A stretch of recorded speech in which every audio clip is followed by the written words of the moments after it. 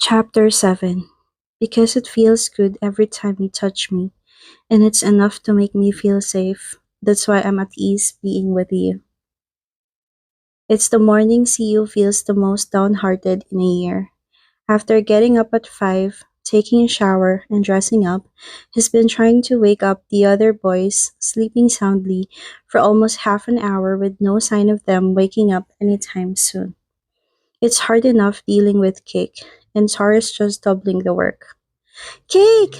Tar! Good grief. Sio's throat hurts from calling their names. One of them hides under the blanket, while the other is absolutely unbothered. A silence. Get up now! The assembly is at 6:30.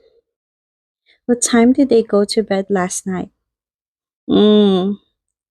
Cake lets out an annoyed groan.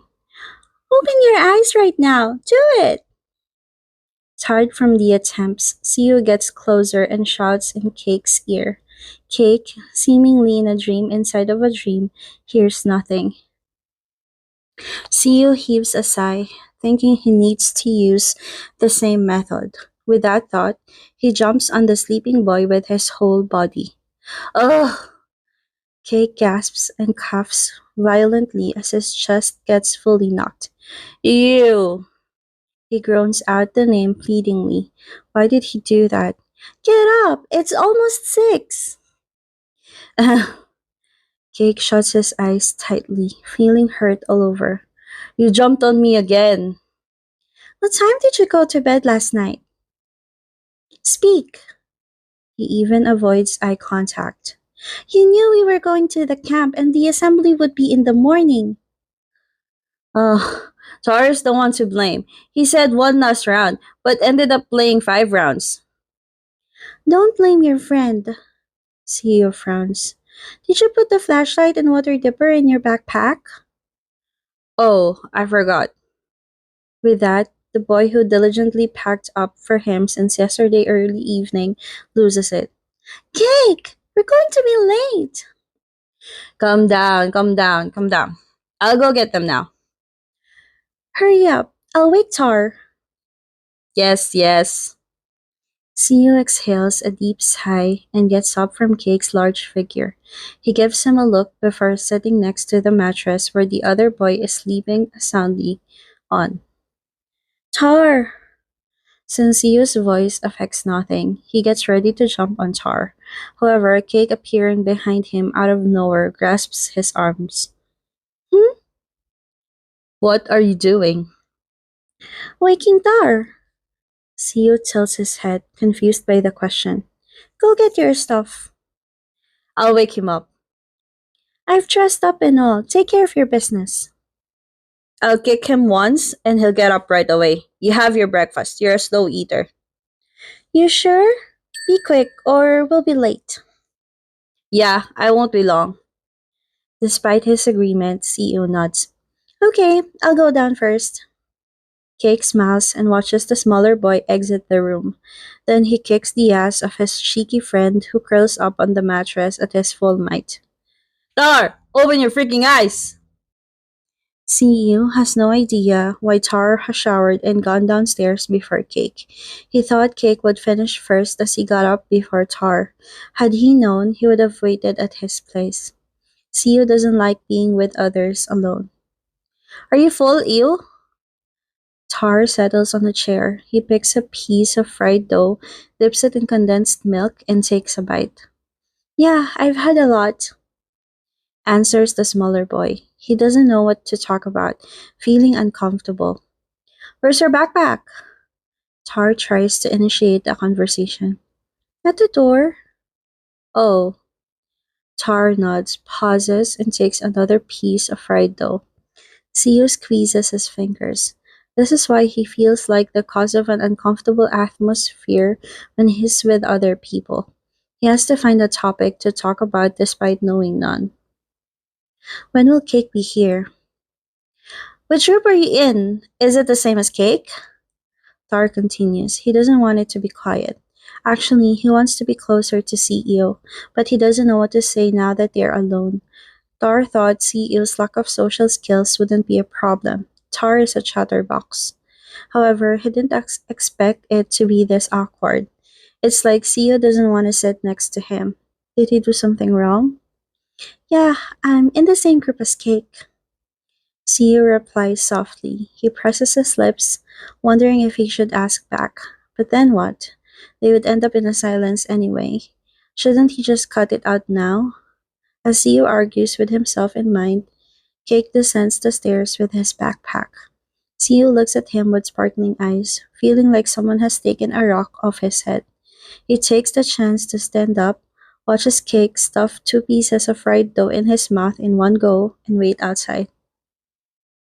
After joining the assembly and listening to the teacher's instructions, the Boy and Girl Scouts of the ninth grade slowly get on the buses of their classes. Peak sits with Palm, so Tar sits with Cake behind them. The seat next to Tar is empty because Cake has been chatting with CEO since he got on the bus. They're about to take off and he's still not back. Back. He should just move there to be with CEO. Took you long enough? Tar tells the boy who has just returned to his seat.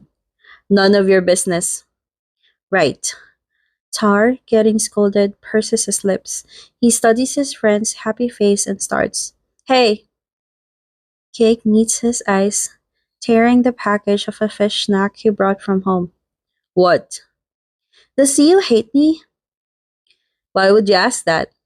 CEO never hates anyone. It was like he didn't want to talk to me. He gave me short answers and barely looked at my face. EU isn't good at socializing, Cake explains. To be honest, I'm worried about this. About him not good at socializing? About everything. CEO is scared of people. He doesn't like making new friends. But Ko and Fee are his friends, right? Tar asks, craning his neck and seeing CEO sitting with Toffee. Right, but that's not enough friends for your life, is it? Many people have only a few friends. But if you flee when you meet a lot of people and do nothing, or if you go to unfamiliar places, it'll be bad, right? Hmm. Tar stops and thinks. It'll be bad, I guess. What does his family say? He was the youngest child. He about spoils him. You also spoil him. Cake lifts his eyebrows and look at his friend. What?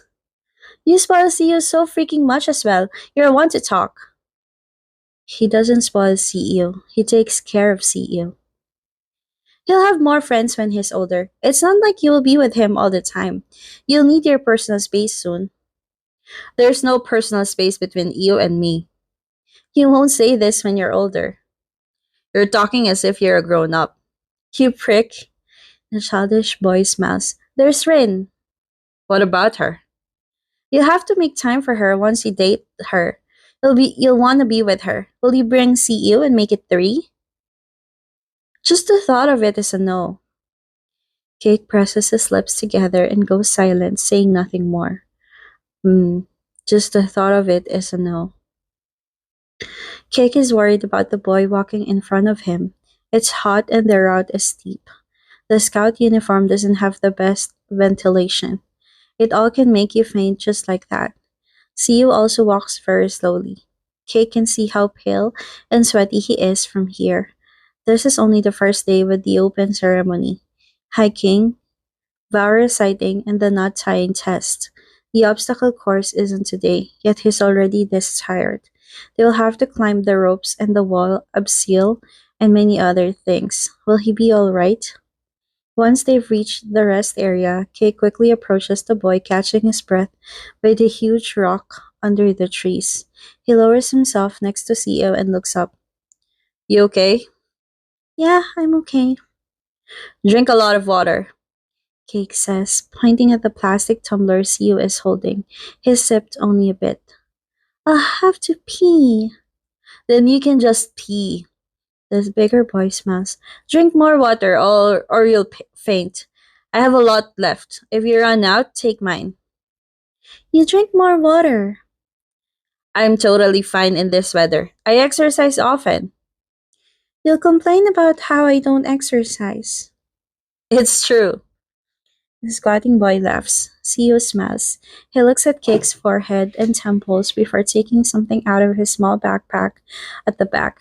He wipes the sweat off Cake with a napkin. You're sweating more than me. It's hot. Yeah, you're not good with the heat. How nice. CEO lifts his eyebrows while wiping Cake's sweat. It's nice. The heat? I mean, it's nice that we can talk outside. Cake laughs. It would be nice if we did that at school. No. There are tons of people at school. Cake is greeted everywhere. Only the ninth grade is here. Besides, the activities are completed in groups. Let's go. We have to join the group. CEO ends the conversation. He wipes Cake's forehead one more time and throws the napkin into the trash bin at the side before leading Cake to the row. The knot tying test is the most boring thing for Kong because he can't pinpoint the use of it. But who knows? The clove hitch might be handy in the future. That's why his small friend is trying to teach the bigger boy to tie it over there like crazy. He can just do it for him. The supervisor will take a quick look and sign it as passed. Kong accepts the scout notebook the supervisor just signed for his bowline knot, the third one. Then he walks over to CEO, who lets Cake tie a knot around his arm. Oh, Cake, you have to put it on the left to this tiny hole, not the right. You're a mess. CEO frowns. Cake has taken so long that his arm starts to numb. You said on the left. Your left. The bigger boy heaves a sigh. And I quit. The others let their friends do it. How can you let someone else do it? It's just a knot, you. Yes, it's just a knot. You're not working hard on it. I am. Theo hits Cake's shoulder with his free hand and puts on a serious face. Do you remember the purpose of this knot? Its uniqueness and its strong points? You've told me a dozen times. Cake laughs. You got only one sign for one knot. You won't make it in time. If you do it for me, you won't have to teach me. Don't complain. Do it right quickly. Tying a knot nearby, Kong secretly smiles at those two arguing, frowning faces with a rope between them. One is tied by the arm while the other holds both ends. This is CEO. He's serious about trivial stuff, and Cake has never shown any annoyance towards those trivial things. Cake knits his brow tightly and rushes to CEO when he tries to help a classmate carry the rice pot. Leave it to me, you. Cake quickly blocks it with his body. He grabs the carrying pole and shoots. You'll spill it, it's hot. I want to help. There are many people over there. You can't lift this. Cake straightens up after tilting the pot to pour out the water. Your hands are covered in coal. Wash them before you accidentally rub your eyes. CEO pouts. What a knack. I've never pointed out your cheeks are smeared. Where? No, a bit more to the left. CEO smiles at Cake wipes the smear with the back of his hand. No, no, move your hand down. Is it here? The smaller boy lets out a soft sigh and reaches out to help. Here. Why are you laughing? With his cheeks touched, Cake looks up at the other boy's amused face. I'm rubbing your cheeks, says the laughing boy with both hands in the air. My hands are also smeared. He giggles. Funny, huh? Your cheeks are all black.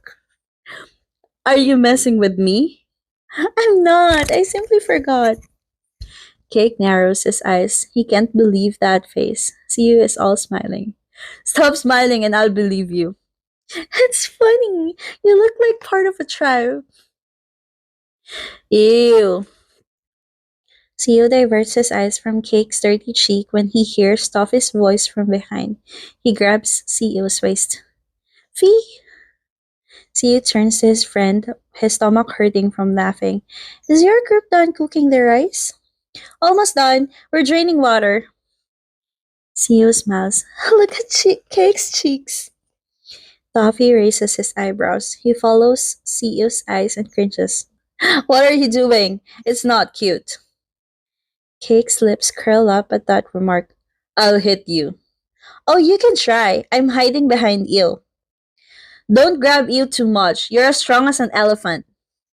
You're one to talk, being as big as a building. Try to reach my height. You black bear. You piglet. Siu can't help but laugh as the boys in front of him and behind him argue over his head. Funny, huh, condiment boy? Cake says, wiggling his eyebrows at his neighbor. Siu crunches up his nose and ends it with, Go wash your face, dessert boy. He sticks out his tongue at the boy with dirty cheeks and ushers Fee away, leaving Cake smiling in amusement with the rice pot alone. After the meal, the teacher takes the students to collect their backpacks so they can rest. The accommodation is row brick houses. One house is for four groups. There's a path cutting between the platforms on both sides that are used as their sleeping areas, with mats laid down and pillows on top. The blankets are folded on the edges of make do beds. Once the backpacks are put away, the teachers let the students from each house bathe one building at a time. Getting in the line, CEO follows Kong. Everyone stands at least abreast in front of the cement well filled with water to the brim. He touches the water with his palm and gets chills. It's terribly frigid. CEO glances around at his classmates and sighs. Why is everyone so well built, even though they're all the same age? CEO is nothing like that. His body is undesirable. No muscles, only bones.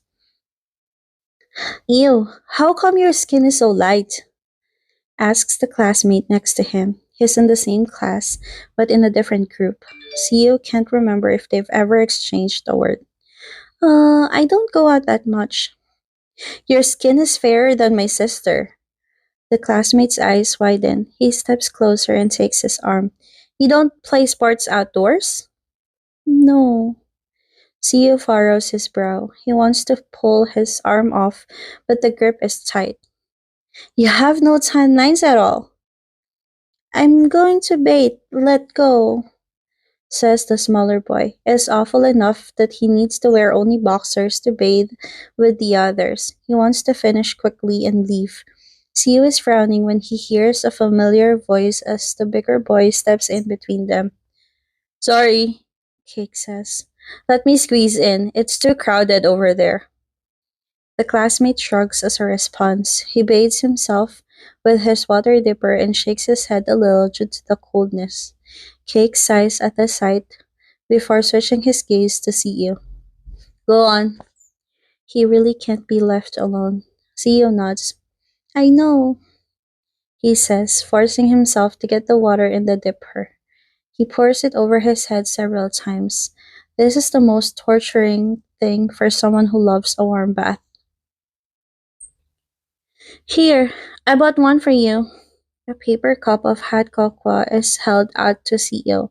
CEO, who has just put on his pajamas, accepts it and looks up to see Toffee still smiling at him. Hmm, thank you, Fee. How much is it? Never mind, it's not much. You can buy me a soft drink next time. CEO smiles. He sips the cocoa and exhales. I'm warm now. I saw Kong at the snack shop. He said you were shaking after taking a bath. The water was freezing cold. Toffee laughs. Of course, there's no water heater. Yeah. Where's Cake? Taking a walk with his friend, I guess. He said there were big trees over there. CEO says, sipping on the cocoa. He'll get dirty again after bathing. Cake is mischievous. You'll be okay. The weather is nice. I prefer staying here.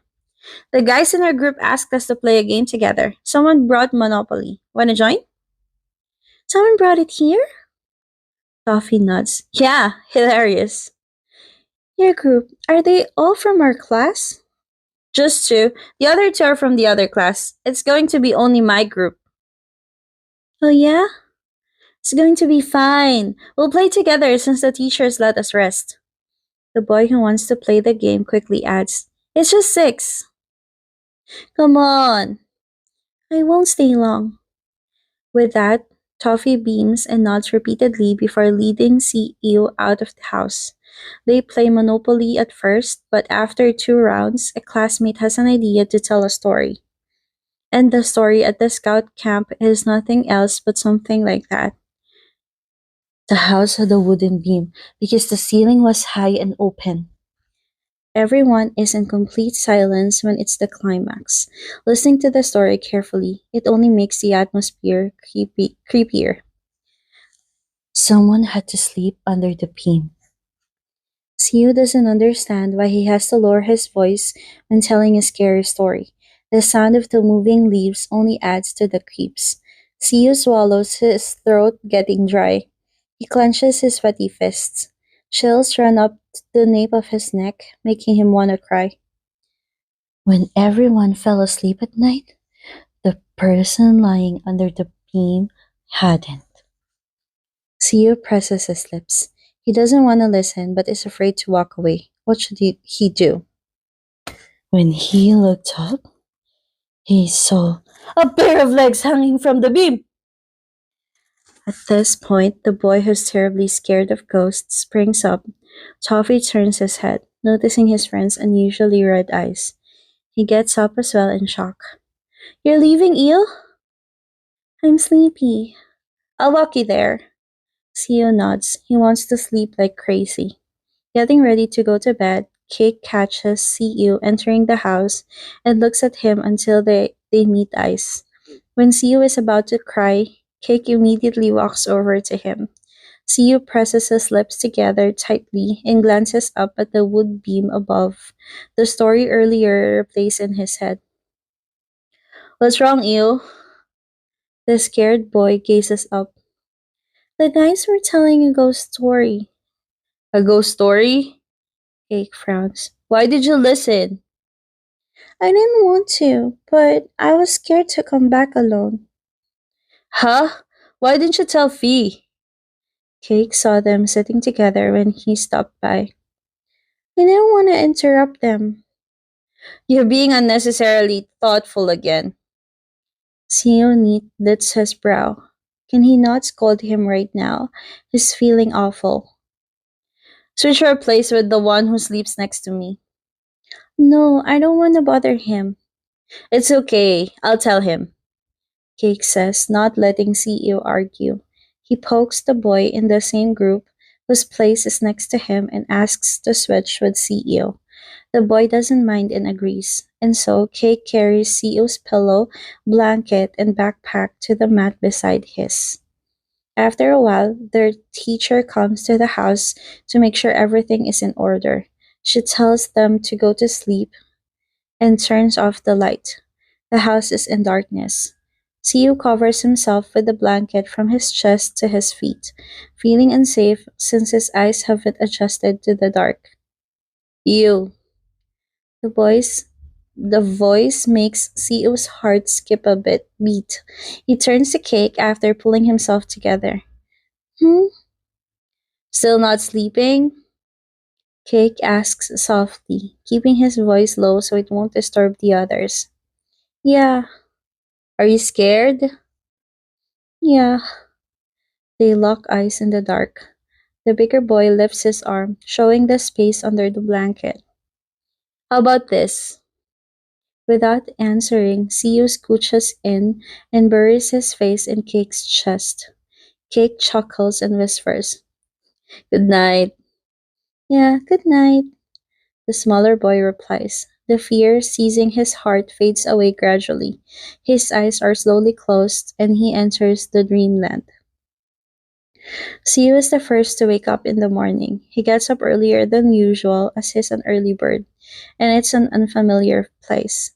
Siu changes into casual clothes and washes up while the others are sound asleep. He comes back to the house right when their teacher wakes them up to run as a morning exercise. Siu frowns. He hates running. He hates when his heart beats too fast. He's out of breath and he has stomach cramps. The scout camp is the only reason he has to exercise in the morning despite himself. He feels like crying even more after he has to gather with the group after having breakfast for the obstacle course, the activity he hates so much. You seem to be in a good mood, Seo tells the boy who has just moved to his side. The content smile paints his face. The bigger boy laughs. I love the adventurous obstacles. Climbing the ropes across the river is my favorite. Seo turns around and sees the boys in his group stand on the rope and grasp the other rope overhead with both hands. Balancing themselves, they slowly take each step to cross the river to the other side. Meanwhile, the military supervisors shake the ropes to make them fall. It's challenging enough to keep the balance, but they have to hold on to the rope tightly so it won't slip out. If your hands hurt, just release the rope and fall, Cake suggests. I don't want to fall into the water. The rope will cut your palms like last year. I don't know why we have to climb the ropes every year. Cake laughs. It's fun. You're strong. CEO frowns, looking up at Kong in front of him. Kong, do you enjoy this? I don't care. I just get it over with, says the curly haired boy, gazing down to meet CEO's eyes. Follow me, I'll take care of the shaking, he tells CEO and switches his eyes to the boy next to him. You stay behind him. Cake nods and watches Kong climb up the ropes.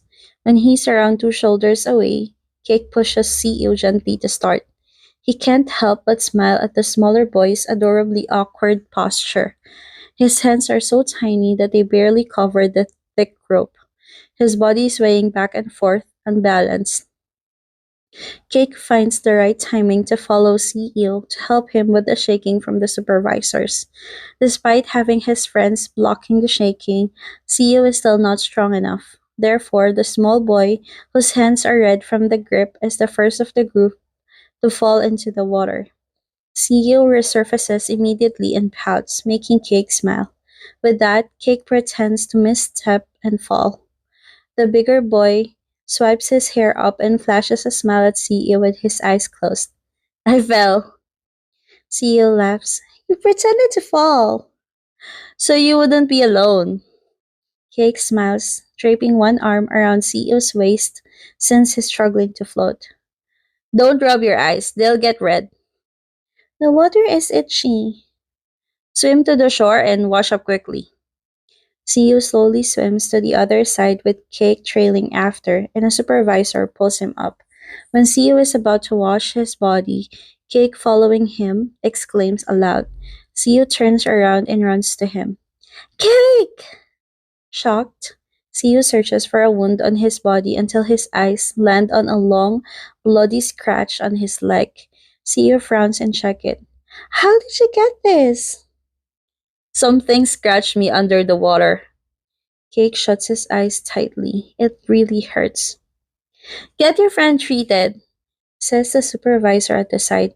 Go to the booth under the tree. There's a first aid kit, and that teacher will take care of it. CEO agrees and leads Cake over there as told. After cleaning the wound, Cake sits down and lets the teacher treat it. As it turns out, he can't participate in any water activities. The result disheartens the smaller boy. It's because I fell into the water. Cake lifts his eyebrows. What does that have to do with this? If I hadn't fallen, you wouldn't have. I was the one jumping down, the wounded boy says, tapping CEO's forehead. You're overthinking it. You're hurt. Good thing it's not you. CEO presses his lips together, his cheeks burning. He doesn't understand why he can't meet Cake's eyes lately. It feels uncomfortable, like when he ran this morning. His heart races like when he exercises, the activity he hates so much. Seeing CEO's expression, Cake laughs and pinches his nose gently. It's just a scratch. The difference is CEO doesn't hate this feeling. After the bonfire activity, Seo returns to the house. No matter how hard he tries, he can't find the boy who slept next to him last night. The last time Siu saw Cake was before the performances. He changes into his pajamas and waits until the others get to bed one by one, yet Cake hasn't shown up. Where is he? Why does he worry see ill like this? Siu frowns, imagining all sorts of awful scenarios. Before he decides to do anything, the boy who has been gone for hours opens the door right when the teacher comes here to check on them and turn off the light. Cake walks straight to his mat. They meet eyes in the dark, then Siu scowls. Hmm? You're still up? Cake smiles, climbing up and sitting next to him. You said you were tired today. Where have you been? Hmm? You didn't tell me where you went. I've been worried. Cake smiles. I'm sorry, I was on the phone. The signal was bad. With your family? No. The bigger boy shakes his head. I called Rin. Oh, I didn't call her yesterday. I missed her. Ouch. Seo frowns with a pang in his chest. Cake lifts his eyebrows and asks the boy sitting still. Are you mad? I'm sorry. I was trying to find the signal. I'm not mad. Let's go to bed. Yeah. Seo lies down and turns to the bigger boy who opens his arm like yesterday. Wanna hug?